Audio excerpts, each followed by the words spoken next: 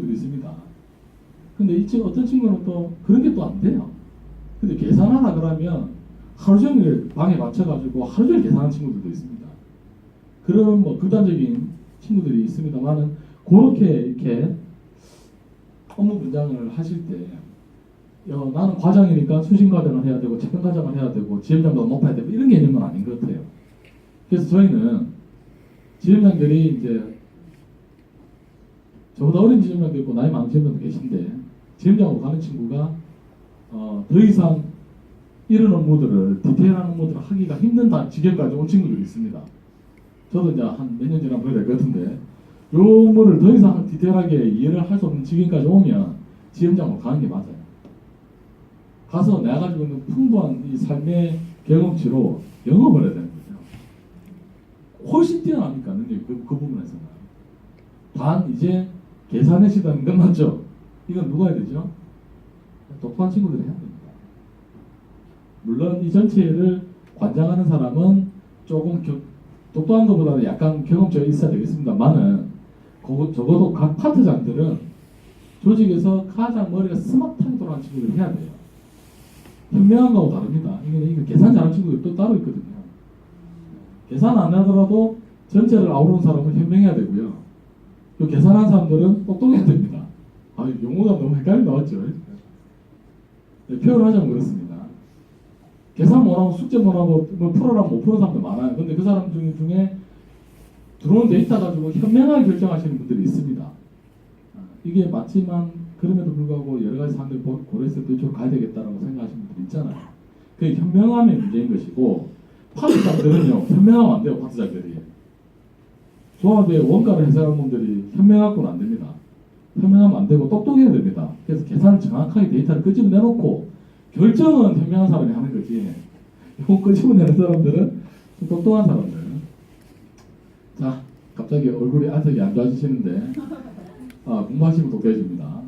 공부하시면 똑똑해지고 내가 똑똑한 사람이 되어서 이 조합을 한번 살리겠다. 이런 의지를 가지셔야 됩니다. 바로 또 후배한테 미루는 거 이런 거 아니에요? 신입 지금 뽑아서 바로 쓰고 이런 건 아니겠죠.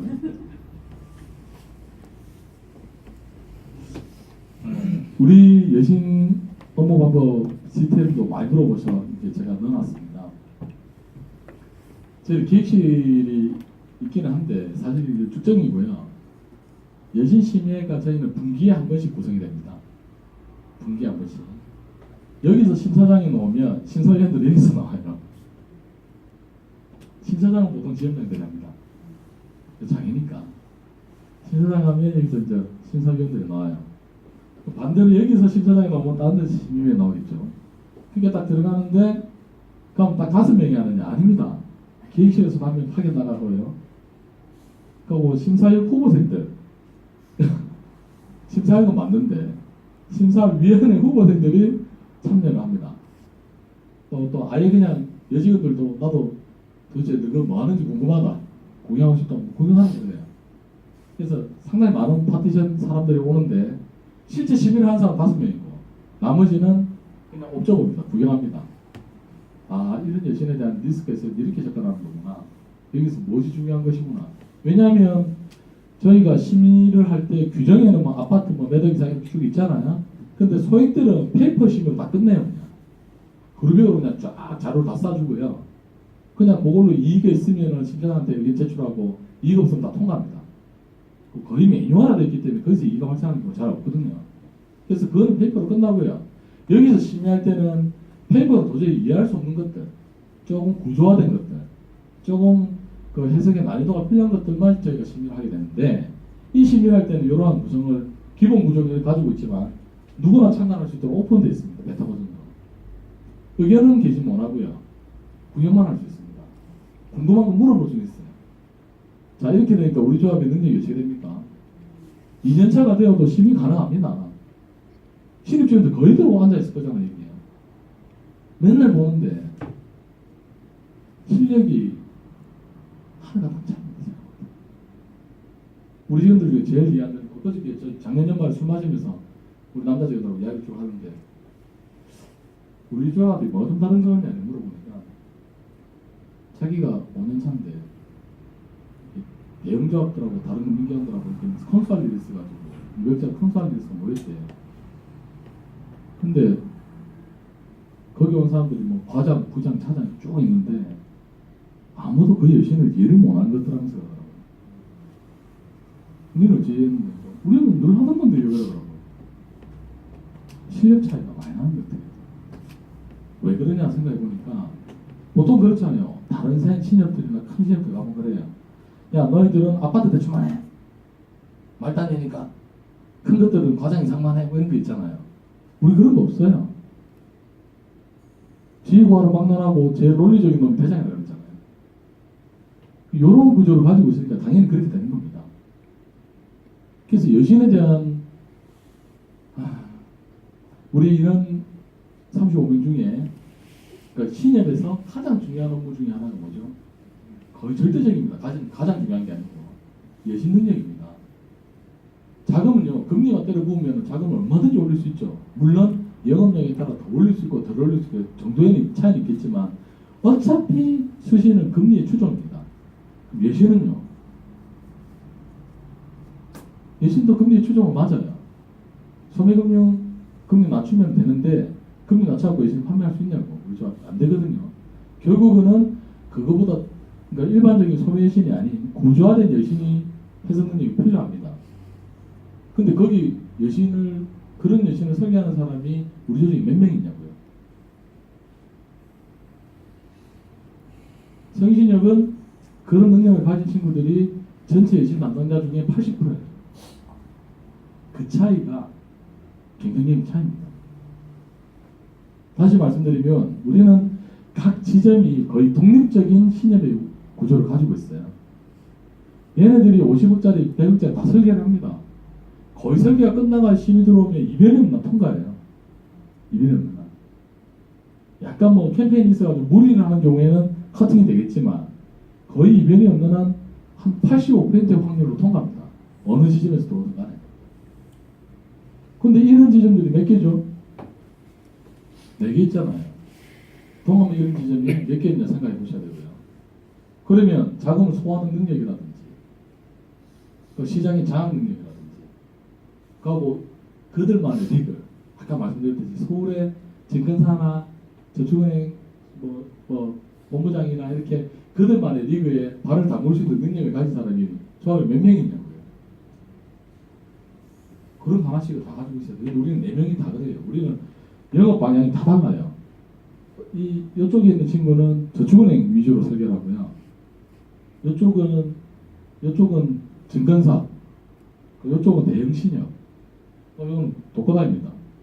독거다가 제일 잘합니다만 하여튼 그렇게 큰 흐름을 가지고 있어요. 영업망을. 근데 그쪽에 있는 이쪽 지점에 있는 친구들이나 이쪽 지점에 있는 친구들이나 실력 차이가 없다는 거죠. 거의 그냥 저희는 여신의 발을 담그고 3년만 지나면 웬만한 신협에 15년 차고 70 차이가 없습니다. 종이 한 차이입니다. 경험의 차이는 있어요. 근데 리스크 해석에 대한 지식 차이는 제가 볼 때 없다고 봐요. 왜냐하면 보고서 받아보면 답이 나오는데. 그래서 이러한 여신 의사결정 구조를 가지고 있는데 이 여신 의사결정 구조가 좋다 안 좋다는 둘째 문제고 이런 환경을 구축해야지만 저변이 확대된다는 겁니다. 조직 내에.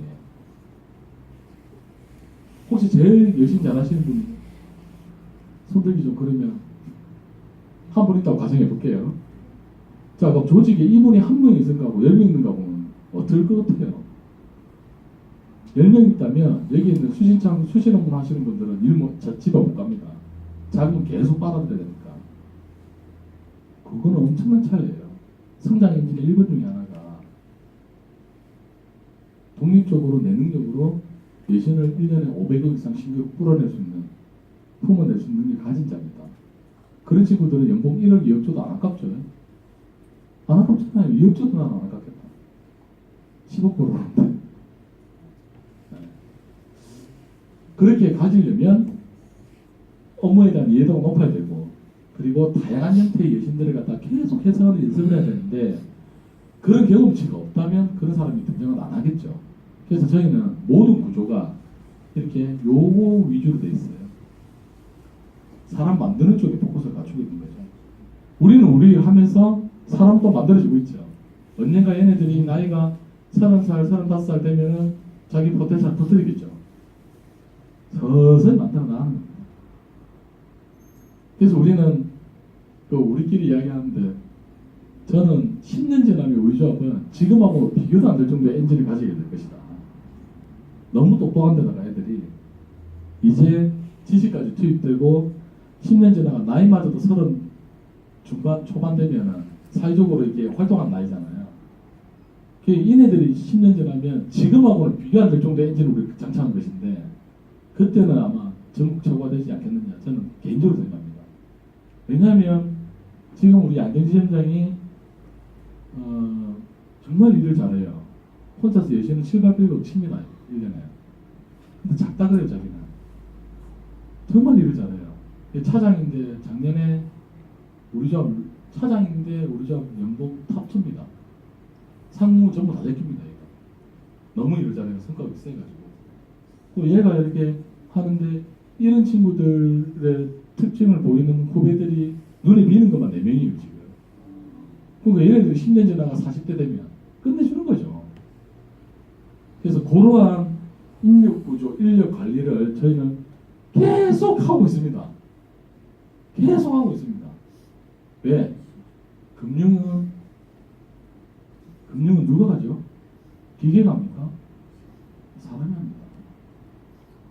사람이 대상입니다. 그래서 이러한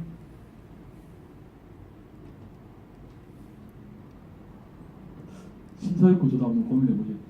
좀 대형조합들을 가보면 그런 심사역 구조는 있던데요. 심사역들이 이제 뭐 차장, 부장 뭐 이렇게 하고 쭉 구성됐더라고요.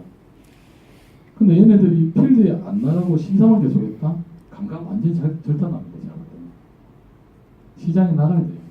제가 영업을 하면서 시장의 니즈가 뭔지를 빨리 판단해야 되는데 자기는 심사에 앉아있으면 한 5년 지나면 5년 전에 데이터가 계속 꺼지고 오잖아요. 시장은 급변하는데 그래서 저희는 심사장을 막 1년도 너무 길다. 반년하다가 반년도 길다. 분기 한 번씩 바꿔야 돼가지고 심사장이 계속 바뀌어요. 심사위원도 바뀌고. 그래서 이쪽에 여신 심의가 상당히 프레시합니다. 왜냐하면 현업하다가 심의하고 들어왔기 때문에 거의 뭐 실무형 심의가 되잖아요. 그래서 이런 구성도 한번 해보는 게 의미가 있지 않느냐 생각이 드네요. 자꾸 하다 보니까 사회의 문제가 많죠. 그냥 그렇다고 말씀드리고요. 우리 조합이 어떻게 적용시킬까 하는 고민 좀 해봅시다.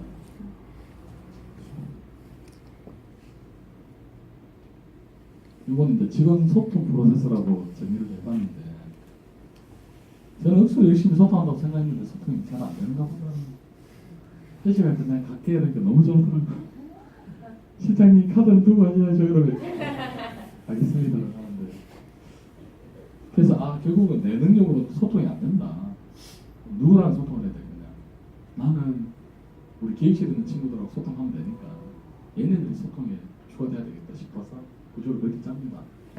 이거 필요합니다. 이거 진짜 필요합니다. 세대별로 짜야 되고요. 직무별로 짜야 되고 그걸 다 판단해야 됩니다. 여직원들끼리는 우리는 그래요. 우리 다 어려가지고 애들이 여직원들끼리 자기네들끼리 있으면 그렇게 깨방정이라는데 바로 위에 대리할만 있어도 바로 조심해집니다. 그 정도로 이게 세대가 난제되어 있기 때문에 깨방정들끼리 모여서 직무를 운영하는 게 맞아요. 회의가 아니잖아요. 지금 또한번 그랬거든요. 전문의 주제가 회의를 하면 회의가 아니잖아요. 뭐죠? 교육의 시간.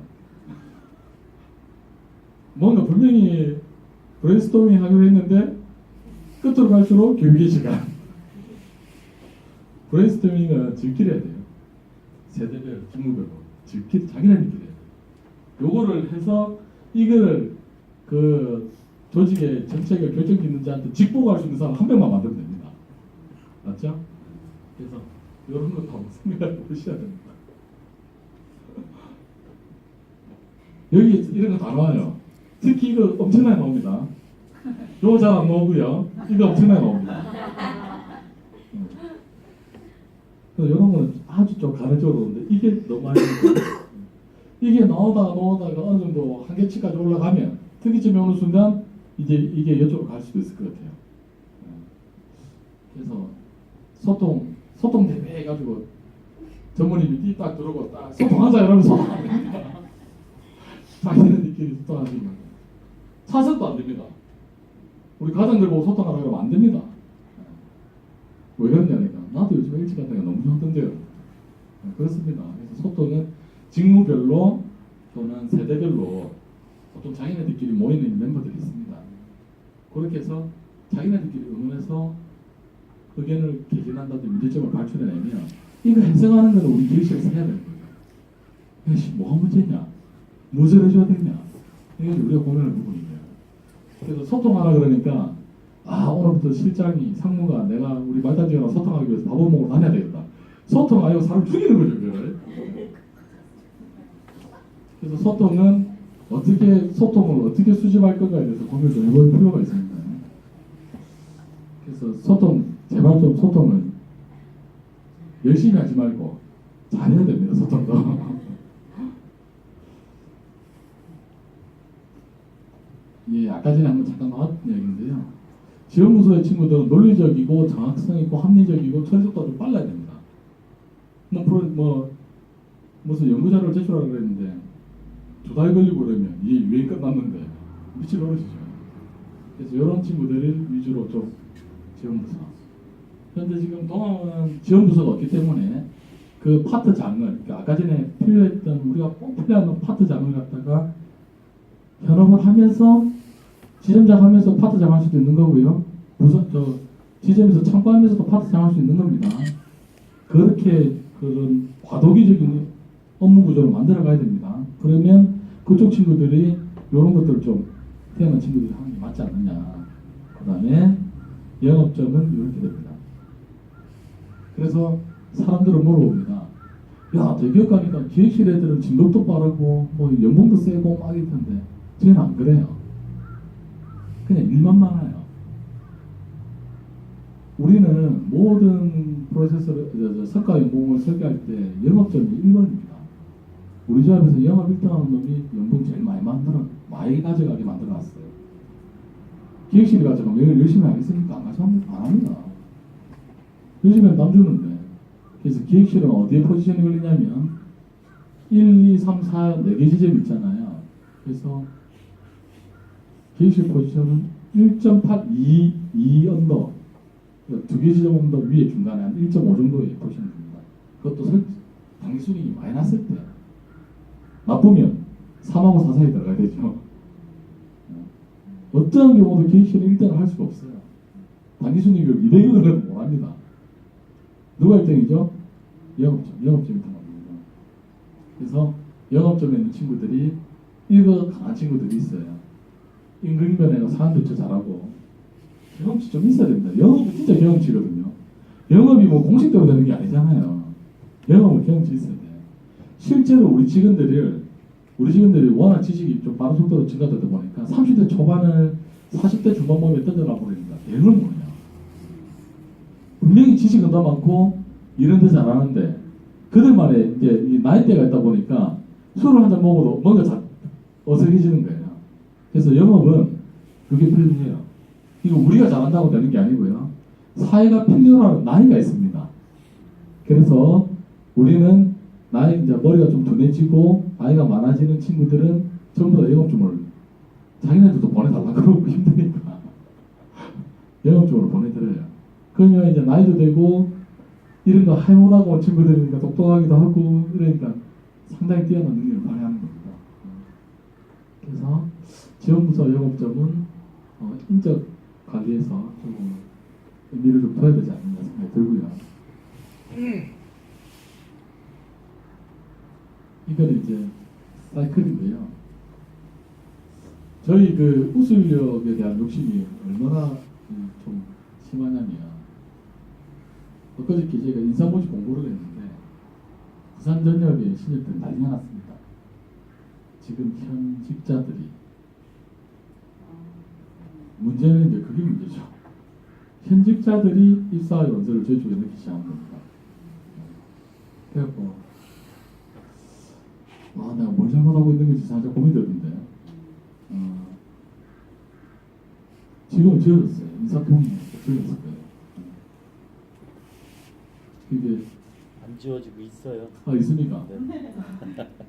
전문님 아시면서 직원들한테 공개를 안 하시고 있습니다.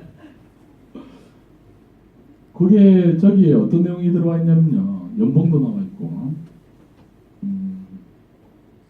그 근무 환경, 그다음에 실제 우리 조합에서 있는 일을 쭉 정리를 다 해놨어요. 그렇게 해서라도 우수인력을 뽑아야 된다고 생각합니다. 그 이전에, 저 방식 이전에는 어떻게 공지를 했냐면, 총무과에다 이야기를 했더니, 그게요, 회사 내규에 따른. 아니, 회사 내규를 공개를 안 하는데, 회사 내규에 따른. 그게 끝이에요. 안 그래도 신의 브랜드 인지도 낮은데, 아무도 안 옵니다. 그래서 저렇게 딱 DP를 하니까, 얘들이 미친 듯이 지원합니다. 어떻게 DP를 하냐면, 연봉 5,200. 그 과거의 연봉 테이블 다 붙여놨어요. 신입 직원들. 그리고 6시 전 칼퇴근. 제일 그걸 두 개 원하니까. 그 다음에 이제 깨알 같은 복지들이 쭉 다 대피합니다. 세 번째가 뭔지 아십니까? 회식. 안 함. 엄청나게 그래도 많이 물어봐요. 좀 놀랬긴 놀랬는데. 회식, 우리가 그 회식 자꾸 질의가 들어와서 회식 1년에 2번 합니다라고 표시해놨어요. 근데 그거에 대해서 진짜냐 물어보는 사람 진짜 많습니다. 저기 쭉 디테일을 하니까 똑똑한 친구들이 많이 들어와요. 아까 말씀드렸듯이 똑똑한 친구들을 5천만 원 줘서 잡아놓습니다. 그리고 4년 지나면 대리인까지는 빨리 진급시켜요. 그 다음부터는 그 급여 인상폭이 둔화됩니다. 뭐죠? 잡아놓은 거니까. 근데 뭐 도망 못 가잖아요. 그래서 초임들이 스트레스고요. 그 다음에 단기별 올라가면서 좀 저희는 둔화됩니다. 그래서 초임하고 저희는 최고하고 급여 갭 차이가 좀 작은 편이에요. 다른 조직에 비해서. 그렇다 해서 뭐 위에가 급여 낮은 건 아닌데 다른 조직 갭 차이를 작게 만들어놨어요. 그 이유가 얘들 때문에 얘들 뽑아 올리려니까 위에보다는 밑에 포지션을 상당히 높여놔야 된다고. 이 작업을 한 10년 넘게 했습니다. 저희도 옛날에는 전통적으로 초임하고 대장하고 연봉 차이가 5배씩 나고 그랬거든요. 그 지금 거의 2.5배원대로 줄여놨죠. 쫙 줄여놨죠. 얘를 내놓은 게 아니고요. 얘를 급속하게 올립니다. 그렇게 해서 우수인력을 뽑아놨는데 얘네들이 들어와서 보니까네 근무 환경도 너무 좋아요. 연봉도 좋고 너무 좋은 거야 자기가. 마음이 참 즐거워집니다. 그래서 조합원한테 진심으로 만족감을 드릴 거예요. 아까 전에 말씀드렸듯이 혼나가지고 이상하게 웃으면서 이거 하고 진짜 마음이 일어나서 웃는 거는 알거든요. 경험 삶이 얼만데 즐겁게 해주면요. 조합원들이 즐거운 마음으로 가능하다가 조합도 성장됩니다. 무지막지한 단기 순익 발생하니까 이걸로 또 어디에 투입하죠? 우수인력 확보에 또 투입합니다. 이게 언제 끝날지 모르겠는데 지금 끊임없는 이런 구조를 지금 가지고 있어요. 제가. 언젠가 이렇게 한번 눌러질 것 같은데 현재는 계속 투입되고 있습니다. 그래서 요 사이클을 조합에서 무조건 가져가야 된다. 인적 자원에서는. 자, 우리 조합이라고 전부 다 일 잘할까요? 안 그렇습니다. 우리 조합에서도 제가 봤을 때도 한 15%는 정크본더라. 일 못해요. 아니, 난 진짜 바보가 아닌가 이 생각이 들 때도 있어요. 그래도 다 같이 갑니다, 저희는. 왜? 자기 복입니다. 그럼 그 3명을 딱 잘라내면 3명이 죄송합니다. 15%. 어이구, 20만 원 더 왔죠? 그 15%를 잘라내면 조직에는 전부 다 일 잘하는 사람들만 모여있을까요? 1년 지나면 또 15%또 생깁니다. 이 15%는 영원히 없어지지 않아요. 그래서 그냥 같이 가는 거로 잘 구슬려서 조금이라도 얘네들은 잘 못하니까 열심히라도 하게끔 이렇게 같이 가는 겁니다. 그래서 인적자원 관리는 못하는 놈 자르는 게 핵심이 아니고요. 잘하는 놈을 더 많이 만드는 게 핵심인 것 같아요. 잘하는 놈을 더 많이 만들어가 전체 중에서 잘한 놈, 세는 놈이 조직의 수익을 결정 지어버리죠. 그런 놈들을 많이 만들어야 되는데 적은 인건비와 신입의 차량만 가지고 얘네들을 확보할 수 있는 확률은 되게 낮다는 겁니다. 물론 넣을 수도 있습니다. 넣을 수도 있죠. 어제 정신 나간 놈이 들어왔는데 괜찮거든요. 자기가 해보니까. 그래서 이 조직을 살려서 자기가 한번 해봐야 되겠다라고 얻어 걸리는 경우일 수도 있겠지만 확률적으로 낮아요. 확률적으로 높이려면 고급 인력을 돈 많이 주고 뽑아가지고 얘네들 트레이닝 과정에서 분명히 슈퍼스타가 나올 가능성이 높다는 이야기입니다. 그래서 확률을 높이기 위해서 저희가 엄청난 돈을 투입하고 근무 환경을 개선시키고 얘네들이 일할 수 있게 만들어 놓은 겁니다. 그 중에서 한 명이 짝바 터뜨리면요, 그 조직도 10년간 그렇게 가는 거예요.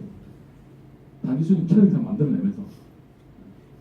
그런 친구들이 확보하기 위해서 저희가 인력이, 그래서 인사관리는 당장 이놈을 뽑아가지고 뭐 하나 극단적인 변화를 요구하면 안 돼요.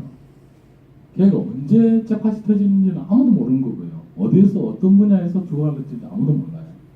그래서 그냥 진짜 정성을 들이는 마음으로 계속 관리를 할 수밖에 없다고 생각합니다. 제 생각에는.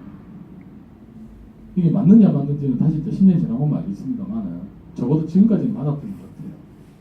계속 그렇게 관리를 했더니 33살짜리 과장이 막 난리를 치면서 막 실적을 내고 다른 잡에서 와 부러워 죽겠다 할 정도의 능력을 가지게 되고, 그런 슈퍼스타들이 이제 잊을만한 하나씩 계속 튀어나오기 시작합니다. 저희 조합에서. 이게 10년 동안에 공을 들인 게 이제 나타나구나 생각이 들더라고요. 네. 그래서 인적관리 부분은 얻어 걸리는 수도 있습니다만 공을 좀 많이 들여야 된다. 진짜 많이 들여야 된다. 이런 생각이 들기 때문에 이거 괜히 이야기도 혼나는 거 아닌가 모르겠는데 전문님께서 많이 공을 들이셔야 됩니다. 저 정도로는 잘 안 생기더라고요. 그래서 저희는 실적평가 방식을 그냥 이렇게 쭉 풀어놓은 것처럼 보이지만 무질서 속에 질서가 있습니다. 저희는 기획실에서 연초에 사업 발표 딱 한 번 하고 끝입니다. 사업은 더 이상 잔소리를 안 합니다. 뭘 해라 뭐 하세요 이런 거 없습니다. 저희가 자기네들이 해야 됩니다. 누가 지점장이 해야 되고 지점 구성원들이 해야 됩니다. 한 번 오다 떨어지면 평가, 상반기 평가 6월 말에, 한 번 오다 떨어지면 하반기 평가 11월 말에 끝. 기획실은 그 평가를 관리만 하고 방향성만 제시할 뿐, 이 실적이 낮에는 뭘 하시오 마시오 뭐 이 전화 자체를 아예 안 합니다. 괜찮죠? 자세를 안 하니까 자기가 해야 돼요. 근데 자, 저희 회사는요, 저희는 전체 평가가 있습니다. 단기 순위 평가가 있는데 저희 성과급이 상당히 센데요. 전체 평가는 연공소일 방식입니다. 이게 전체 성과급 중에서 한 45%에서 50% 정도가 연공소일 비례 방식으로 줍니다. 연공은 인정합니다. 저희가. 일을 못하나 잘하나. 이건 전체 단기 순위 평가에 되는 거고요. 그 다음에 나머지 60을 갖다 쪼개가 주는데요. 지점 실적 평가를 합니다. 지점 실적. 상반기, 하반기 지점에 얼마 실적 무엇을, 그러니까 모든 항목이 다 있어요. 좀 다시 보여드릴 건데, 지점 단위로 평가를 하는 거고요. 지점 단위로 평가하니까 어떤 상황이 발생합니까? 무임승차 등장하죠. 무임승차 법에 싫잖아. 그래서 무임승차 부분도 수신하고 여신도 분리돼버립니다. 수신끼리 실적만 달성하면 느지에 발생 안 되더라도 성과 줍니다. 여신 부분이 달성을 하면 수신이 달성 안 돼도 성과 없어요. 지점장이 제일 많이 받아가거든요. 여수신이 다 달성해갖고 다 돼야지만 지점장이 제일 많이 받아가요. 자, 이것도 골뱅이 싫다. 무임승차 있다. 개인평가 또 합니다. 이거를 전부 다 데이터가 시킵니다. 자, 이렇게 해버리면 어떻게 되죠? 자기네 지점이 폭망하더라도 지는 받아갈 수 있습니다. 개인실적평가의 갭이 최고하고 최저가, 최고가 한 800, 최저가 한 60이에요, 60. 갭 차이가 끊어버립니다. 그게 8천만 원 분배했을 텐데 1억 분배하면 더 커집니다. 사이즈가. 그 이쪽은 상하반기 5천만 원씩 이렇게 나와 있고요. 요거는 매듭되니까요. 그때 다르니까. 어찌됐든 간에 개인 평가를 해서 무임자 없애버리고 너무 개인적으로 하니까 이거 인간성이 좀 어색해지더라 해가지고 이렇게 파트별 평가를 해줍니다. 단위를 세포 단위에서 파트 단위, 그 다음에 지점 단위, 그 다음에 전체 단위 전부 다 아울러 가지고 촘촘하게 평가를 해버립니다. 그러면 자기가 진짜 열심히 한 친구는 다 안 되더라도 요거는 가져가게 돼 있어요. 제일 억울한 게 본전 생각이잖아요. 나는 정말 열심히 했어. 실적도 많이 내고 너무 열심히 했는데 우리 조직이 망했어. 나 성과가 없어. 되게 슬프잖아요. 우리 조직 망하더라도 얘는 줍니다. 열심히 한 친구 살려줍니다. 그게 맞다고 생각을 해요. 그래서 이런 평가 방식을 인용을 하고 있습니다. 이건 일반적이에요. 그래서 전체 평가, 너무 개인 평가를 해버리면 인간성 발달되니까 전체 평가를 해주게 되고, 전체 평가를 하게 되니까 무임승차가 발생하니까 또 개인 평가를 해주게 되고, 하다 보니 그냥 촘촘하게 다 짜져버렸는데요. 이거는 개인 평가 방식, 평가 방식인데 아주 그냥 옛날에 초기 모델을 그냥 간단하게 설명을 해놓은 건데 지금 좀 복잡해집니다. 각종 우리가 중앙에서 하는 사무표 이런 것들 다 있죠. 전자금융, 조합원가입, 체크카드, 자동이체, 제휴카드, 공제상조, 뭐 대출량 이렇게 해가지고 각 지점별로 매일 발생하는 건수가 다 보고가 됩니다. 저희 쪽으로 기획실에. 다음 기획실에서 딱 취합해가지고 이번 달에 제일 일 잘한 친구들은 월별 점수를 주게 돼요. 이렇게. 이 값을 계속 누적시켜 나갑니다. 누적시킨 다음에 연말에 누적된 값 가지고 성과급이 1억이면 총점이 6,000점에서 1억에 배정을 해서 n분의 1 값 해갖고 점수에 비례해가지고 그대로 투여를 합니다. 그 차이가 아까 전에 작년 같은 경우에는 850만 원에서 70만 원 되더라고요. 꼴등하고 1등하고. 이걸 다 헤어져요. 동함은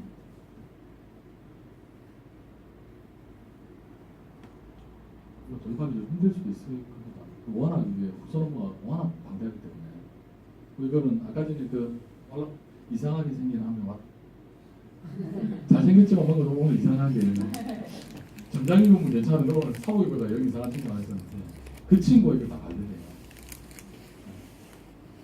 이거 저도 못합니다. 너무 복잡해가지고 이걸 35명까지 점수를 다 관리하고 이 실적이 맞는지 안 맞는지 복귀까지 합니다. 잘못되면 전화합니다. 이렇게 하시면 안 된다고 부장한테 전화합니다. 부장은 쪽팔려서 얼른 전화 끊어야 됩니다. 왜냐하면 실장한테 이야기 들어가면 곤란하니까. 이런 값들이 개인 실적까지 쭉 질문하셔도 됩니다. 마음에 안 들어요? 개인 실적 없애버릴까? 그래서 이렇게 저희가 매달 평가합니다. 이게 또 좋은 점이 뭐냐면 좀 이거 해보니까 뭐가 좋냐면요. 우리가 캠페인을 쭉